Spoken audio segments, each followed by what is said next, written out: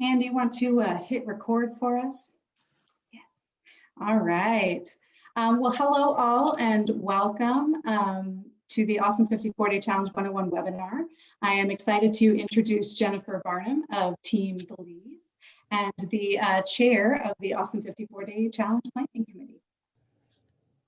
Awesome. So nice to see everybody here. Want to express excitement and our gratitude for you guys joining us and being part of the AuSome 54-Day Challenge.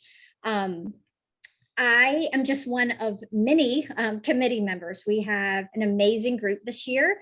You'll hear from a couple of the other committee members, but like Kathleen said, I am the head, but definitely there are lots of great creative minds behind all the efforts that we've put into this year. So the goal of this webinar really is to provide you with an overview of the AuSome Challenge and to share some new and exciting features that Kathleen is going to be sharing with us very soon, and to give you tips for team recruitment, engagement. I'm going to be speaking a little later on fundraising tips. And most importantly, just to answer your questions that you have. I see that Sean said that he found the registration a little bit challenging. So again, happy to answer any questions along the way. So without further ado, I'll pass it over to Kathleen. He's going to kind of be going over the new features that we have and the structure of the AuSome Challenge. Thank you. Hi, everyone. I am Kathleen Petrozello. I'm the Development and Operations Manager for the ASCB. I'm excited to share with you the features and structure of the challenge. For those of you who did not participate in the AuSome 54-Day Challenge this last year, this event is sort of a socially distant continuation of the ASCB 5K and Family Fun Day, which we were just talking about would be in its 19th year this year. So our goal is to continue to celebrate our local autism community and raise funds to support the ASCB, even though we can't gather together in person. So what we've done is expand the one-day celebration to 54 days to honor the 1 in 54 diagnosed with autism. And we've turned the 5K into a sort of make your own challenge experience. So this year, we've actually changed it up a little bit, and now the challenge features 3 events. So we've got the run, walk, hike, the cycle, and the let's move events. So last year, I think if you had joined us, we had organized it by distance, but this year it's going to be by sort of movement activity. So the run, walk, hike event will allow participants to set a distance goal. That could be 1 mile or 500. It's make your own, but you will complete that over the 54 days of the challenge. Participants can log activities as a run, a walk, or a hike, and be able to track mileage and time. Outside activities count and treadmill activities also count, but daily mileage and steps do not. So the goal is really to take some intentional time to go out and participate and get your miles in. For our cyclists, we have the cycle event. That's also, you can set a distance goal for that event to complete over the challenge. And we've got it set up to log outdoor rides and stationary bike rides. You can also log times and elevation as well. So we will be able to track elevation. Our Let's Move event is not distance-based, so it's also not goal-based. So that one is really for participants to focus on tracking activities and length of time.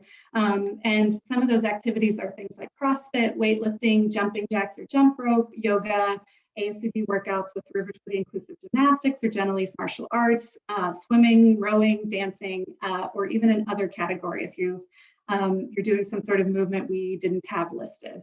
So really that's to offer either kids the chance to do something that's not mileage based or people whose fitness really isn't out there getting miles. Any questions about any of the events so far? All right. One of the big features of the challenge is the teams. And I know, Sean, I think this relates as well to what you were mentioning. It was a little bit more confusing for registration this year. We added a new element with the race team. So I kind of wanted to take a moment to talk through the different teams. So I am going to actually walk us through what that will look like. This way. Okay. So fundraising team roster and your race team roster should match each other as sort of one big team. And this will really allow you to see your group efforts in two ways. So what I've got up here is my actual team page. This is the Team Petrozello fundraising page. And so you can see here what our team's collective total is. We've got it set up so that you can see the progress bar, my donors here. This would be my story. And then you can also see all of my team members here. So here you can see what each of my team members have raised individually, and it adds up to this collective total here. So it really is all coming up under the same umbrella, but we can fundraise individually to earn incentives.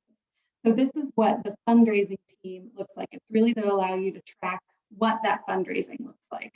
I'm going to show you an example from another race of what the race team pages look like. Ours won't be active quite yet because we can't log our activities yet.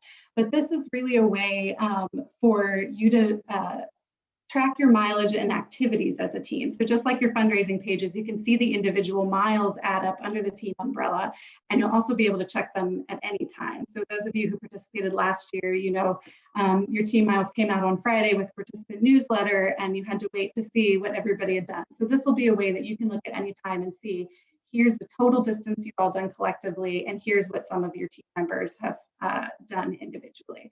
And then you'll be able to get some pretty neat fundraising badges as well. So mileage badges as well. So during registration, and Sean, I know this is where some of the confusion came from as well. So during registration, you'll be asked about the race team first and just enter your team name there. So for us, Team Petrozello. The system will automatically create a fundraising team to match it. And then if you're registering multiple people, so you know, if I registered myself, my husband, and my brother, for example, I would pick the first person listed and make sure that I've created the race team Petrozello, and then I'll make sure I add everyone to the same team. So the teams cross all events. It doesn't matter if you have people signed up for cycle or let's move or the run, walk, hike. Teams go across all of those. So you'll just want to make sure that you have everybody put together on the same team. And if for some reason you miss signing up either team when registering, I can help you. So just send me an email at development@ascv.org. I can take care of that. All right, now I wanted to take a closer look at some of the fundraising pages. So I wanted to show you how to find your pages and edit them, and then talk about a little bit about some of the differences in them. So you may all be familiar with this page. You probably saw it when you registered. So this is our ASCV 5K page. So what you want to do is look up here in the corner for this little profile icon, and then you're going to want to make sure you're signed in. I thought I was signed in, but now I'm going to do it.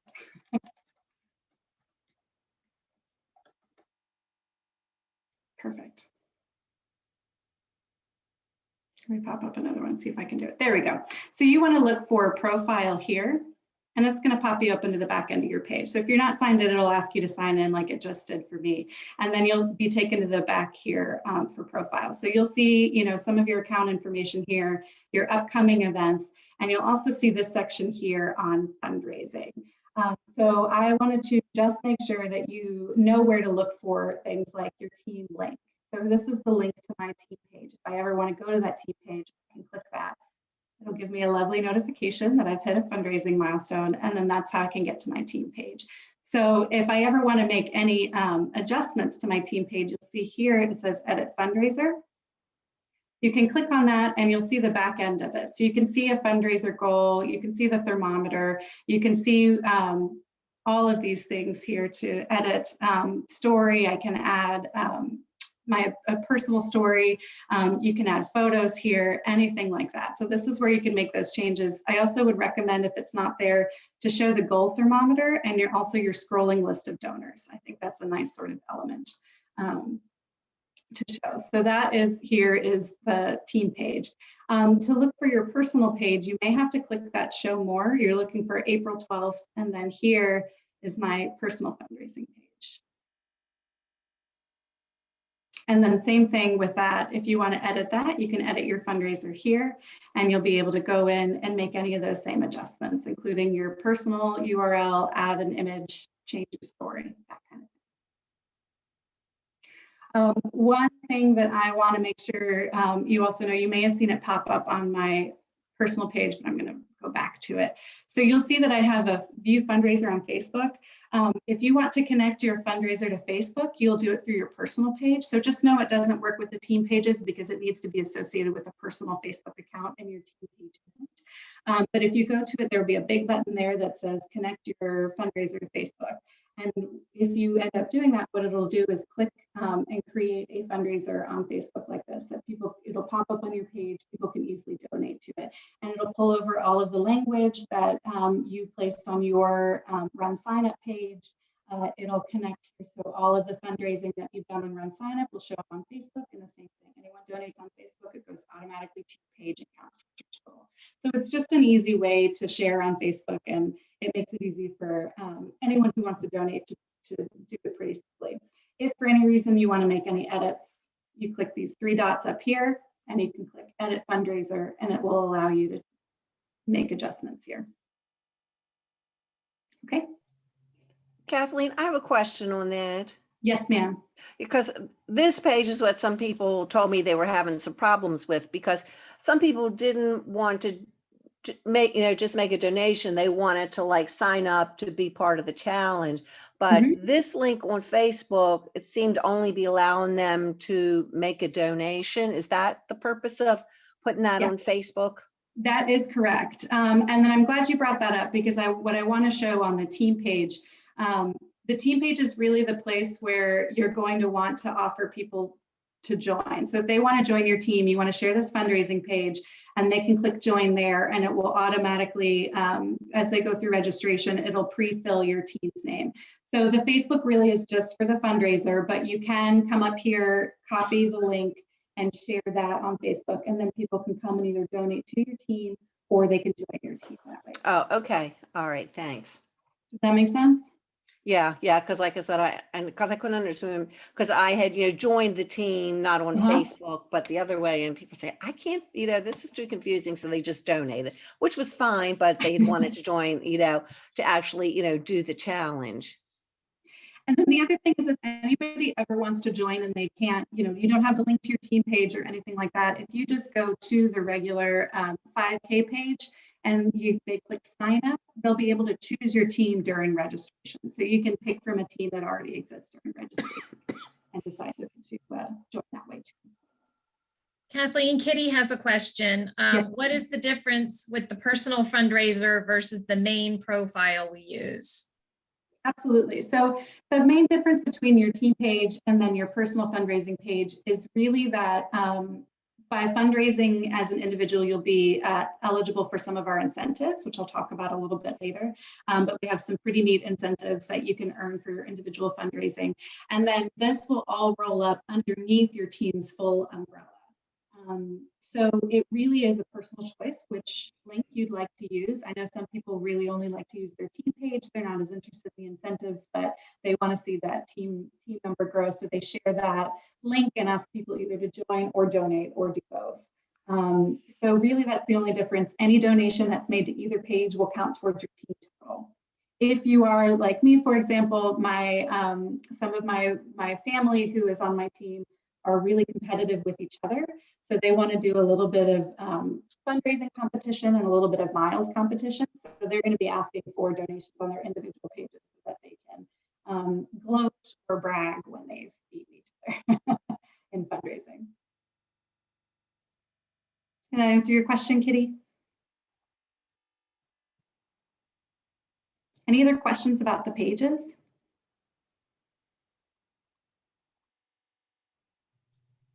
Sean has a question. He says, where I got confused was with the password that it asked me to create during the registration process. So that was one, thanks for bringing that up, Sean. So sometimes during the registration process, it will allow you to put a password on your team if you want to block people from joining it and only make sure that people you give that password to can join. I don't really recommend doing that. That doesn't, I think it's not as helpful. So I think it is confusing though, because it says password and some people will try to put one in. You don't need it. And if you have one on there, I can easily take it off and help you with that. So that is an option in case you want only people that you share that link and that password with to join. If that makes sense. Great. Any other questions I can answer? Okay, so now I want to show logging activities. So there's kind of two ways that we can do this. And the first thing I will say about that is that you cannot log activities until April 12th. So that's when the challenge kicks off, which is very soon, you may notice. But that's when you'll be able to log your activities and also set your goals. So I'm going to show you how to do that. There's two different ways. So one way is if you're signed in, you can go to your profile here and you'll see there's a little button here that says submit virtual results.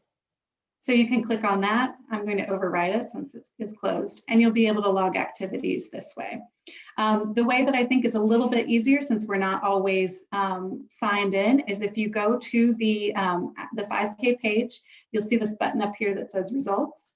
So this is the result page. You'll be able to see this once we're all logging. You'll be able to see everybody's miles and activities together, but you'll notice this button up here that says submit virtual results. That's probably the easiest way. What it's going to do is ask you participant lookup. So you'll just go ahead and put in your name and then look up registration. And then you'll see it pulls me up and I have this log activities button. It may also ask you to verify your registration by entering the email that you used when you registered. So just be prepared for that. And then once again, I'll override that. So this is what it'll look like. I'm signed up for the run, walk, hike. So it's going to let me choose whether to log a run, a walk, or a hike. It'll let me pick the date and it'll let me pick the number of miles. So say I did 2 miles and I can say it was pouring rain today. And that's the kind of things you can leave little comments so you know what the day's activity looked like. One thing to keep in mind is the system will only let you log one activity per calendar date. So if you say walk your dog in the morning and the evening, count that as one activity and put those miles together, if that makes sense. You can, however, if you say forgot to log yesterday, you can definitely go back and log in the past. Just know it'll only let you put in one entry per calendar date. I also wanted to show you goals down here. So you'll be able to do this starting April 12th. The system is going to automatically put 54 miles as your personal goal. And you'll be able to hit edit personal goals and decide what you want yours to be. So I did 54 last year. I might try 100 this year, and then I'll be able to save my goal and it will create a progress bar for me. One thing to keep in mind is if you registered multiple people at the same time when you registered, if you did a bunch of family members or other team members, you do not have to log their miles. You can, if it's someone like, say, a child who's not going to be logging their own miles, you can go in and do that either when you're signed in or through that results button. But if you have other team members, all they have to do is make sure they verify using the email you used when you registered. So just make sure your team members have that email if you sign them up, and they'll be able to look up their participation, look up participant, put in their name, and then put in your email, and they'll be all good to go to log their miles. Kathleen, I think you might have answered that one. Amy is wondering, does everyone on your team have to have their own account? If not, can you log activities for team members? And I think I was going to say, Amy, you can do either one of those ways. I know it can get a little complicated to try to log everybody's miles, but for some people, maybe that works. You could do a spreadsheet and get your team to sort of look at it that way. But as long as they have the email that you used when you registered, they should be able to log their own activities. Perfect. Any other questions? All right, just making sure that I touched on everything. And then just as a final reminder, you'll be able to start doing this on April 12th is when you'll be able to start logging your activities and edit your goals. So that will not be available before then. Okay. All right. So now I am going to introduce Kafu Dorian. Here we go. Who is going to talk to us about strategies for team members. Pull up your slide. Thank you. Hi, everyone. So my name is Kafu Dorian, and I'm the team captain actually for 2 teams this year. there's a team called GCBCR for Thai. We have changed our names a couple times throughout the years. And there's a new team that I also created this year is Northwestern Wildcats in Virginia. And I'm going to talk about that team a little bit later. But just looking back 5 years ago in 2016, when I first started walking, the 5K at that time, it was just 3 of us. It's Ty, my oldest, who was diagnosed with autism. He was 2 at that time. And it's my husband and the pregnant me. So we were the last ones during the race, but we had lots of fun. And it really is a time for us to come out and see so many people in our community supporting individuals with autism. I think when I was walking, maybe it's the pregnant hormone or something, but I was walking to see the signs along the way. It says 1 in 54 kids diagnosed with autism, and all those fun facts, all those things about our autism community. I was just really getting really emotional. I think it's a great time just to find your tribe. So ever since then, every year we have the timing together just to support our autism community. And our team grew year after year, and we changed our names to GCBCR for Thai, because GCBCR stands for Grace Chinese Baptist Church of Richmond for Thai. So I'm going to start talking a little bit about our church recruitment, because that's how we team grew at the first place. So it started with the community, that the members at our church, we always come together, and people have seen me struggling through the journey when dealing with those challenges faced by autism, and we came together and became good friends. So 2 years ago, when I mentioned there's a 5K challenge, and it's a time for us to go get fit and also going outside, do a good walk, bring the kids together, and people all just very quickly sign up and support ourselves.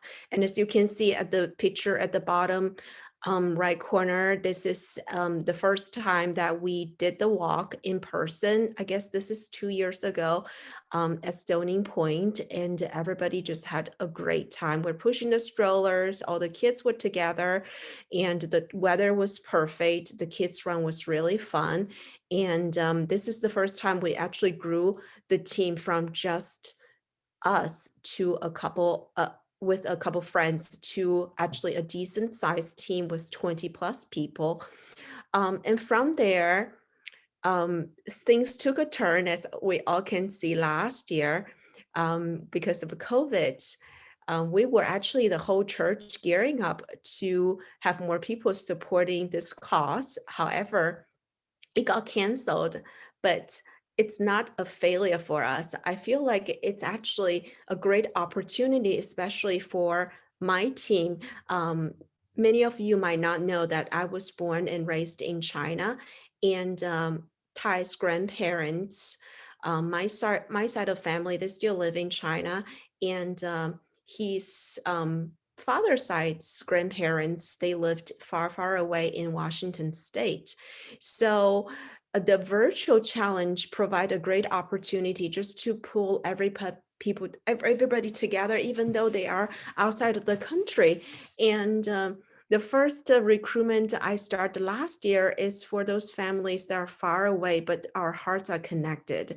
And people think about kids like Thai, people think about our families who needs that support. So when I reach out to my mom and my aunt and my uncle, who are enthusiastic walkers, they quickly signed up without any hesitation.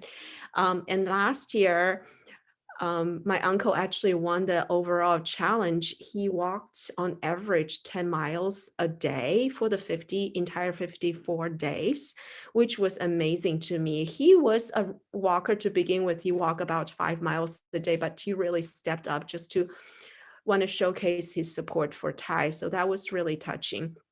And this year, I started reaching out to family members, not only my side of the family, but Nick's, so my husband's side's family. Even though we are not super close, geographic in the distance, but they sign up also immediately, even though they are not enthusiastic walker or hiker.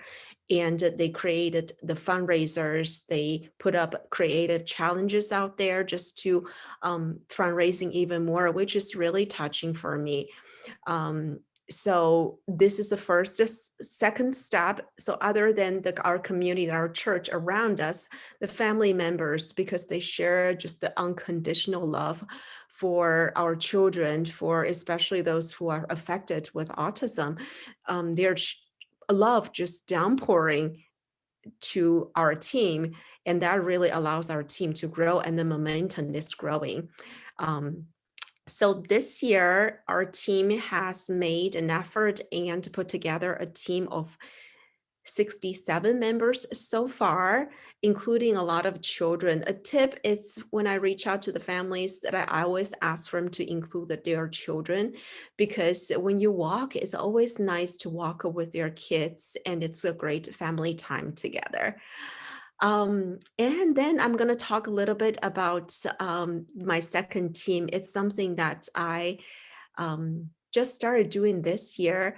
So I serve on the board in the Northwestern University's committee, Club of Virginia. So this club was affected also due to COVID. So we cannot host lots of in-person events this year, and the club members are brainstorming ways to really pull the community together.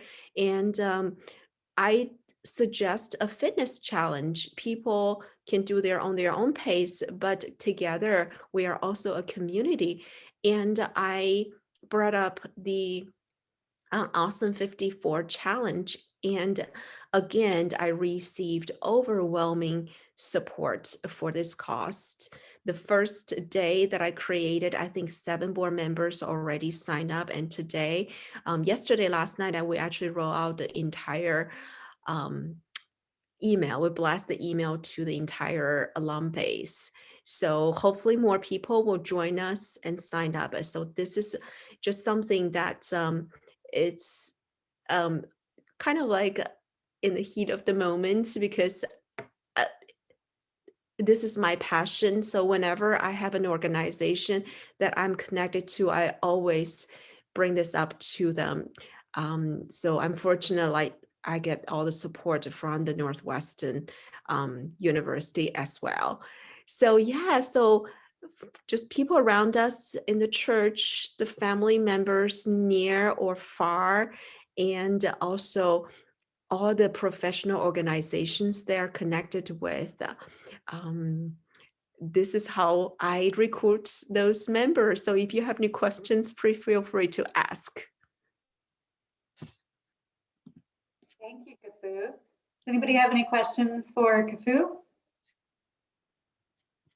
All right. Well, I would now like to introduce Lisa DeGroot, captain of Team Michael, and she's going to discuss how to keep team members engaged throughout the challenge.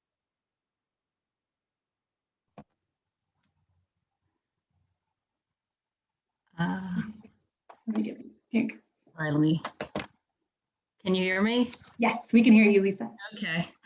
Hi, I'm Lisa, and I am the team captain for Team Michael, and this is I believe it's our 17th or 18th year coming together, both in person and virtually, to do this challenge. And I'm going to go over some tips for the team captains to encourage team spirit and to foster good communication. So, so one suggestion is to send weekly emails, which is what I did last year. And this helps for teams where many of the people on your team are not on Facebook. However, all these tips can also be applied to Facebook groups, which I'm also going to talk about next. So in your emails, I always welcome new members, of course, and thank them for donations profusely. I like to give shout outs to top fundraisers, and of course, remind them of the incentives that they've earned or they could earn as they accumulate more donations. I like to give shout outs. I suggest giving shout outs to race team leaders, meaning individuals that have accumulated the most miles. You can put in, I like to give a lot of stats. That's what I did in my emails, individual rankings and team rankings by fitness challenge category, and cite individual and team goal successes. And I found last year, I think Kathleen mentioned that her team was very competitive. My team was also very competitive. And I think this really fosters like a really healthy and fun competition on your team. And last year we had cousins, being like, I got to beat that cousin up in Massachusetts and so forth. And it really kind of makes you feel like you're in a real race and in person. Another great idea is to add up all your team members' distance goals, i.e. miles, and couple that with a fun destination. So for example, if you add up all your team's miles, cycling and running and all the goals, and let's say that comes to about 2,600 miles, and that would take you to Disneyland, California. So you could say, we're all working together to get to Disneyland, California to celebrate at the end, sort of virtually. So, and also if you have a team, like as Kathleen, or actually as Kafu has, that's spread across several states and or other countries, it's very cool and fun to list all your members in the email by state, as well as the donations that are coming in by state. So I think it really brings everyone together. Another idea is to give team awards, most spirit. I gave the most experienced award to my mother last year. She was 89, she'll be 90 this year, and she's on our team again. So we're lucky to have her. You can encourage team members to exercise together, those that live close to each other. Remind people of important dates, the early bird registration date. The next deadline is April 12th. The challenge duration, which of course is April 12th to June 4th. The goal setting date, which is the first day, April 12th, and the race registration deadline, which is May 14th.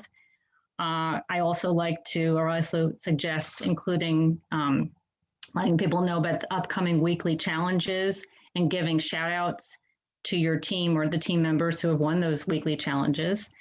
And of course, recruitment of new team members, friends, family, coworkers, and neighbors. And these are all suggestions to keep your team engaged and psyched up to work together. And much of the information I just talked about can also be mentioned in Facebook posts if you're on Facebook, especially reminders of dates and successes. It's a good idea to post thanks for new donations and tag the donors. And that's how I noticed an uptick in donations every week. I would post a thank you, and then somebody would see it and then be like, oh, that's right, I want to donate. And then the donations would come in. Welcome new team members on your posts, and always invite individuals to join and or make a donation. And I know Jamie's fan club, Ann Flippin's the captain. Last year, she did create a Facebook group, which now I'm going to take that idea this year and do that for our team this year. You can post all the information that I mentioned earlier in the emails. It's a good place to encourage team members to post individual photos or group photos as they're exercising. It's fun to do that. And I think Facebook posting, sometimes people are less intimidating just posting a little phrase on Facebook versus responding to an email. So that's one of the pluses of doing a Facebook group. And it's an easy way to foster communication and encourage each other and pump each other up. And lastly, just overall, just keep emphasizing fun with your team and encouraging team spirit and to keep your team engaged, through the end of the challenge, especially in those last few weeks when people might be like, okay, need to keep going. So I think that's it for me. So thank you so much. Thank you, Lisa. Did anyone have any questions for Lisa about team engagement? Yeah, Lisa, I kind of had a question. I'm not sure if it's for you, because you mentioned that some people are not on Facebook. So kind of what I am looking for is just a one-page flyer that talks about, the event, and then says to people, if you want to donate, and not to do it through Facebook, because not everybody uses Facebook, here's how you can, donate, to the team, or here's how if does anybody have, or is there just a one-page flyer that we can give to people who don't want to do Facebook and maybe even are, not going to look at emails that much, but who I think may want to donate? We have one, but I think it's a little more focused on joining teams and registering more so than donating. But I think that's something we can definitely look into creating and sharing so that you have something you can share with people, for sure. Yeah, I would appreciate that, because I think I could get, some people to, to donate to this. If we had something that was, more simple. Kind of like, the registration for, the vaccine. It needs to be more simple. Great. Yeah, we can do something like that, Violet. Okay, great. Have any questions for Lisa? All right. So I would now like to welcome back Jennifer Barnum to discuss some fundraising tips and strategies. Yeah. And Violet, I'm going to touch base a little bit. I don't necessarily do a flyer, but something that I do that's not necessarily just Facebook or email driven. So I'll address your question with what I do. Oh, great. I first want to tell everyone here that if I can fundraise, anyone can. And the reason I say that is because I never became a Girl Scout because I told my parents, please don't make me. I don't want to ask people for to buy cookies. Like, I don't like asking people for money. I was a very shy child and I didn't want to do that. And so the fact that I'm successful in fundraising is kind of funny to me because, again, if I can do it, you can do it. I am no expert at it, but I have been, my son is 16, same as Eli, on the spectrum, and we've had Team Believe for, I believe, 13 years we've been participating. I think very much like Kafue, my first team started off with 3 people because it's just my husband, myself, and my son. It is now, like, it's grown. We've had as many, I think, over 50 people join us. And I think my first time I raised maybe $200 and was super successful. I think the last 2 years I've raised $12,000. It is work, but I tell you, it's the most gratifying work. And it makes you feel really good. Like Kafue said, like that your family, your friends all support you. So if you're looking for a pick-me-up, fundraise, because it's going to bring you that joy. So I'm first going to just start off with telling you, like, step 1, what I do. I'm going to share my screen for some of this too. So hopefully thumbs up if you can see my screen. Okay. So the first thing I do is I write a personal message. I put it in a Word doc. Every year it's different, but I want to tell them, like, hey, we're at it again, and remind them that it's this time of year. And I tell them something about Eli, very personal. Every year is a little bit different. This year I talked about, we had watched the movie Soul. It's a Disney movie. If you haven't watched it, put it on your list to go watch because it's amazing. And it was very touching to me, and something that reminded me of Eli. So I just shared that. So I type this out. And then down below, I tell them, you can support me in 2 ways. I really push the donations. I kind of let Lisa and Kafue do, they have much bigger teams than me. I definitely push the donation side, but it's great because we're all kind of doing our different things to all help the Autism Society.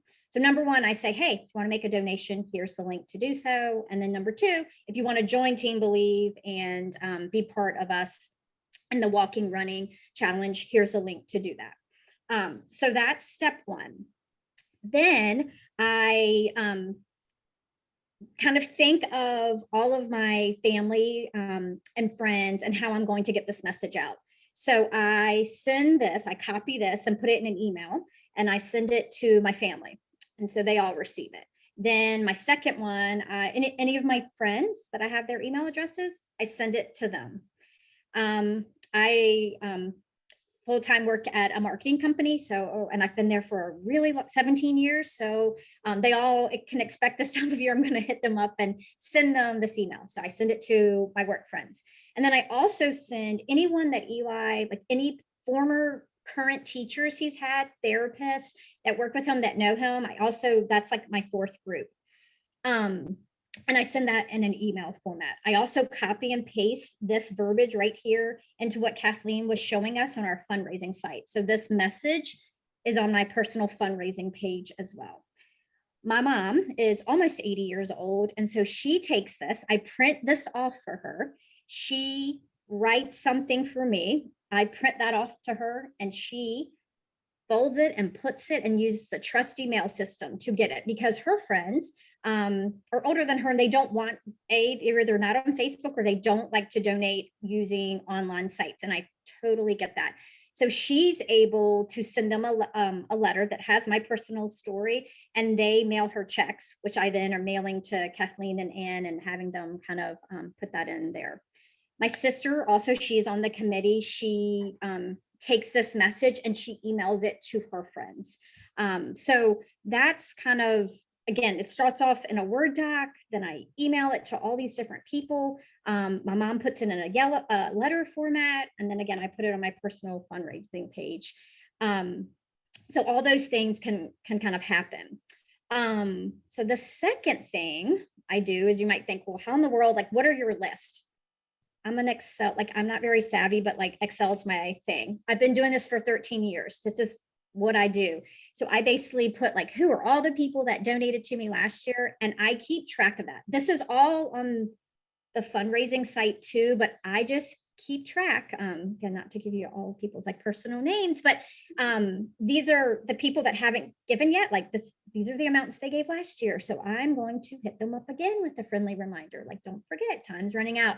So I keep this, I keep this list kind of running so I know who did I contact and, oh, I need to add this person because I've gotten to know them and they would really appreciate me sending them this fundraising message. The Autism Society can actually pull a list if you are a former, if you've taken a place in the 5K or last year, they can pull a list for you for former donors. So please ask them to do that. Again, I've been doing this for so long, I have my own system here. Okay, then the next thing I do is hold on one second. I do Facebook. So I try to, every time someone donates, do a personal Facebook shout out, which is not necessary. It's just the marketer in me, because I believe Lisa said this, and it is so true. I will have, let's say, 3 people that donate. So I'm going to shout out. I try to find if I have a photo of them. This is actually a current family who already has a team and they donate to my team. Their son is on the spectrum too, and we're family friends. They donate. So I did a shout out. This is my manager and colleague. I had a picture of them dressed up as devils when they were babies. So like I tag them and do shout outs. I try to do this a couple of times a week. Every time, these are Eli's teachers that I shouted out to because they all gave, and I'm tagging them. Every time I do this, the next morning, and I'm not kidding you, I have 2 or 3 additional donations that come through. And again, I'm convinced it's probably coming out on Facebook. I've even had some of my friends make a joke and say, Jennifer, the only reason I donate to you is because I want to see what you're going to put, what picture you're going to post to me on Facebook and what you're going to say to me. So again, I think it's a good marketing technique. It works for me.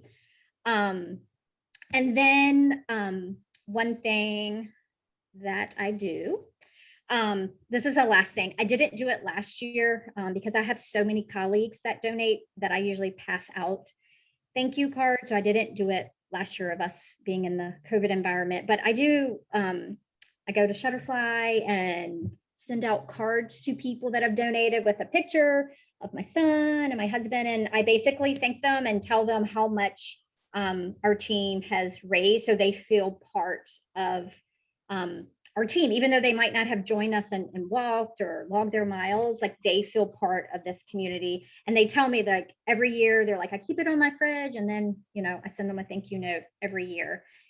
again, it is work. You don't have to do everything that I said, but hopefully some of those were some good tips that you all can take away. And again, I can't say enough about it's the most fulfilling thing I do. When people, again, I put time in, yes, but I almost feel selfish because it just makes me feel good about myself and my son and how well our family is just supported by so many people. And each year I have returning people that are always donating, and then also to new people that kind of come on and support my family. So hopefully that gives you a little overview, and I'll pass it back to Kathleen, that I think is going to talk to us about our weekly challenges. Yes, indeed. Before I start that, did anybody have any questions for Jennifer about some of her fantastic information? Great. There we go. Okay, so I just want to talk about some of our new additional features that we've got going on this year, some changes that we've made. One of them is that we're going to add weekly challenges this year, so we're really excited about this extra opportunity to make it fun and to really focus on the time that we're all going to be, these 54 days we're going to be together doing the challenge. So we'll have some challenges like the I Am Awesome campaign, celebrating Autism Acceptance Month, which starts tomorrow, is April. Awesome video, the most awesome location people are doing their movement and activities, awesome costumes, which I personally cannot wait to see all of the costumes that we will get for those. Awesome finds, so cool things you find as you're doing your activities, awesome team spirit, and the grand finale as well. So you should keep an eye out for those. So we'll be featuring one of these challenges every week in Friday in the participant newsletters. So we'll be emailing it out, sharing it on Facebook, and then we'll share it on the webpage as well. So the participant newsletters, if you haven't seen these will be coming out every Friday. And we will highlight important information, tips, and tools. We'll also be sharing the leaderboards for our fundraising, for our miles, and any of our competitions that we're running as well. So you'll also start to see those challenge videos come out there, recapping last week's challenge and issuing the new one and letting you know how you can participate. I think we've also said the word incentives many times, so it's time to show you what the incentives are. So as we talked about those team versus individual pages, so this is individual fundraisers will be eligible for these incentives. So if you've individually fundraised $250, you'll be eligible to choose from one of our ASCV branded hats or tumblers. If you fundraise over $500 as an individual, we have these camp chairs and the sailing totes. I cannot say enough about the camp chairs. They are really cool. And if you fundraise $1,000, you can pick two for many of these items. So they're really fun, but not everybody's interested in this incentive. So remember that it is tied to individual pages, but if you want to fundraise for your team, that's okay. Anything you fundraise for the incentives will also go towards your team. And last but not least, we'll also have race awards as well. So we'll be recognizing our overall winners in the run, walk, hike, and cycle determined by miles. So it'll be the first, second, and third, top male and female, and then we'll also do some age categories as well. So we'll be recognizing the first place male and female. For the Let's Move, we will also be recognizing in activity categories and by time. That one's a little harder since we're not doing the distances, but we're still going to recognize our Let's Move participants. And stay tuned for more information on what those awards are going to be. And then we'll also have top teams. So we'll be recognizing our top teams. So our top 5 fundraising teams, our largest team, our team that logs the most miles, and we'll also be issuing our annual Don Mayfield Spirit Award as well. All right, any questions about any of those? All right, then I'm going to pass it off to Ann Flippen, who is our Executive Director of the ASCV and also the team captain for Jamie's Fan Club, who's going to talk to us a little bit about the grand finale. Thank you, Kathleen. That photo is great with us doing the challenge last year. Did not work very well pushing both the stroller and the car. But excited to see so many familiar faces on this tonight. Kathleen asked me to share just a few words about the grand finale. We are definitely putting a lot more focus this year on all of the activities that are going to take place throughout the full 54 days. So be sure to read those participant newsletters, watch our weekly videos, be part of those challenges and really have fun with it. And that's my goal this year, to really engage my own team and just the whole journey of that 54 days. So I want to make sure that everyone emphasizes really the entire 54 days as one big event together. But it will culminate on June 4th. And then on June 5th, that Saturday, we'll host a packet pickup event for anyone who's a local participant to come and pick up their t-shirts, swag bags, any incentives they've earned and prizes. But don't worry, if you're out of town, there is an option when you register for us to mail you your shirt, or team captains can pick up items for multiple people. So keep that in mind as well. And then later on that evening, on the 5th, we will host a virtual celebration.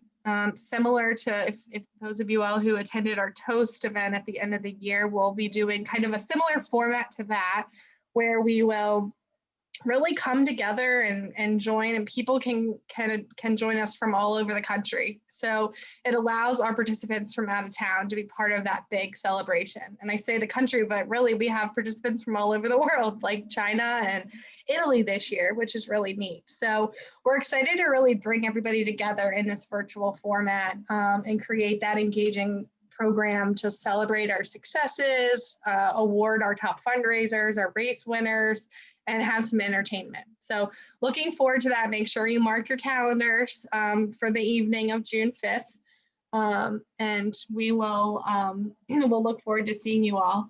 I also just wanted to say thank you to our amazing presenters this evening, and for all of their passion and their dedication to our organization and to our committee and our staff. I'm just blown away by the support, and we're still so early, but our momentum is really going strong for this challenge. I think we crossed over the 500 participants mark today, which was really exciting, and it's just still going strong. So thank you all so much, and thanks for the impact that this event is doing for local individuals with autism, their families, and helping the Autism Society to continue to build and grow and expand our programming. It really means the world to us.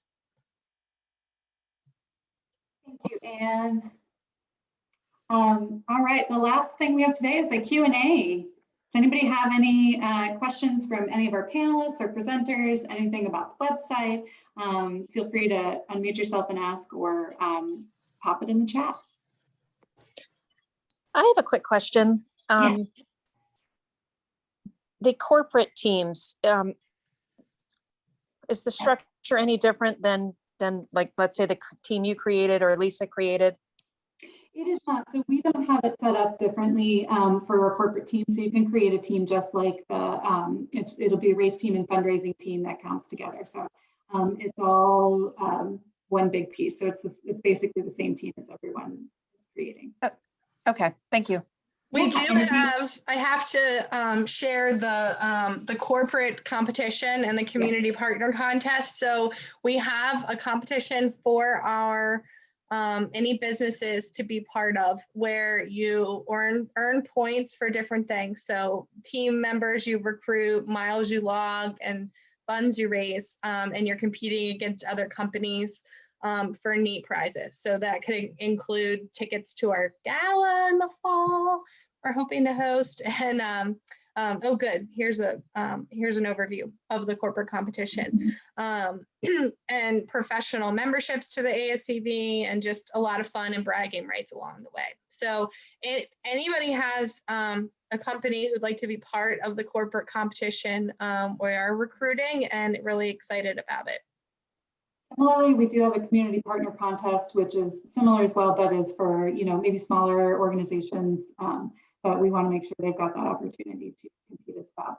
But the team setup is pretty similar, but I'll work with if it's a company participating in one of these contests, I can work with you to help adjust your URL and share a flyer that you can use internally to explain the challenge to anybody who might want to participate. We also have some great prizes for school teams as well for students to earn incentives. Mhm. So I have a question, because this is our first time. So the funds that are raised either from, just if you do the race team or, the funds for people just making donations. So do they just kind of like go into the one big pot and then you use them, disperse them out for all the activities, or is the funds raised from this used for any specific type of outreach that you do? We use this to support our programming and our services. So, if, for those of you who aren't as familiar with the ASCB, we have, programs that we host. We hosted, I think, 365 last year, so an average about one a day. So that varies from social and recreational programs. We have support groups. We also have information referral services.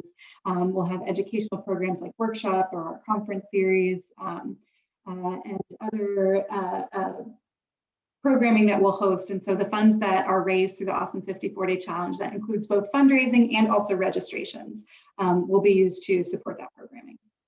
Okay. Did I cover it, Anne? We have a lot more programming than that 3-second brief share, but yeah, it supports the ASCB's programming. And we're always happy to share more information about the mission, about programming, anything to help arm you all with your fundraising. Just let us know. We have a lot of different statistics and we can share stories. And Kathleen does a great job in the weekly weekly participant newsletter, arming you all with resources. Yeah, we'll share some mission things in there as well that you'll be able to share with your team members and your donors. So I just have one more question. Mhm. So our grandson's in this fraternity at Virginia Tech, and they're looking for community service project because they haven't been able to do much. So would they sign up as a team or a community partner? Well, They would sign up as a team. as a team, okay. Yeah. Yeah, I think that'd be best for them. Some of our community partners that are currently participating are River City ABA, RCG, which is Recognizing Children's Gifts, and Aviana Healthcare. So it's some of our, autism service providers and partners. In the past, I believe last year, Gentle East Martial Arts also participated. So it'll be just some of those smaller organizations that are close partners with the ASCB. So I think for something like the fraternity, they just probably form a team and have some good, healthy competition between them for who can fundraise and do the most miles. Okay. It's a great opportunity for a fraternity. Mm-hmm. We just had a athletic club form a team and send out a newsletter to their membership. And then as we heard Kafu earlier, alumni groups, all those, I love the creativity and the expansion of networks we're creating. Yeah. Any other questions? All right. This was very helpful. Thank you. I'm glad. And if at any time you need help with anything, you need help with your pages, you're not sure, please feel free to reach out to me, development@ascb.org, or if you go to the website and use the contact form, it comes directly to me. So I will get your email as well. So I'm always happy to help. I can hop on the Zoom and talk you through anything, or I can make a lot of changes to things on the back end. If a donation gets put in the wrong place, a team member doesn't end up in the right place, I can help. So just let us know. So thank you all for joining us, and we really appreciate your continued support of the Autism Society Central Virginia and the AuSome 54-Day Challenge. So we can't wait to kick off with you on April 12th. Okay, bye. Thank you all. Thank you for your hard work. Thank you. Good night, everyone.